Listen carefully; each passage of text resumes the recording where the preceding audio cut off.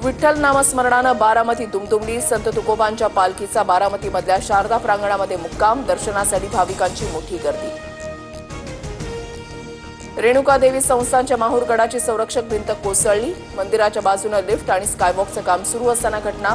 ऐतिहासिक आणि धार्मिक वास्तूला कंत्राटदाराच्या निष्काळजीपणामुळे तडा।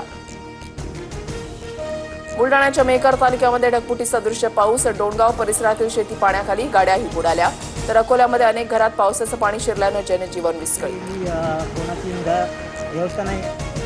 पुढील 2 दिवस मुसळधार पावसाचा अंदाज। कोकण, विदर्भ आणि घाटमाथ्यावर मुसळधार पावसाचा इशारा।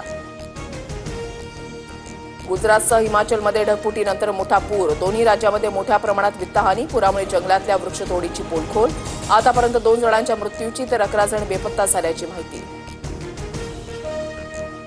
राज्यात नवे 24 कोरोना रुग्ण। जानेवारीपासून आतापर्यंत राज्यामध्ये एकूण 2449 कोरोना बाधित। सध्या 188 रुग्णांवर उपचार सुरू। तर राज्यामध्ये आतापर्यंत 36 रुग्णांचा मृत्यू। कांदिवलीमध्ये महिला पोलीस कर्मचाऱ्यांना मारहाण केल्याचा तरुणाचा आरोप। तरुण आरोप करत असतानाचा व्हिडिओ व्हायरल।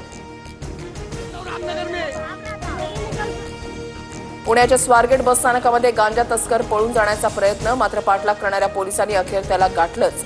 सीसीटीव्ही फुटेज समोर। गांजा तस्करीचं रॅकेट उघडकीस।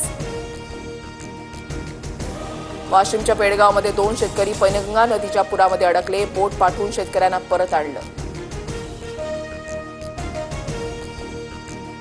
शुभांशु शुक्ला आंतरराष्ट्रीय अंतराळ स्थानकावर जाणारे पहिले भारतीय। सर्वांच्या प्रेम आणि आशीर्वादामुळे सुखरूप पोहोचलो। ISS मधून शुभांशु शुक्लांचा भारतीयांसाठी संदेश।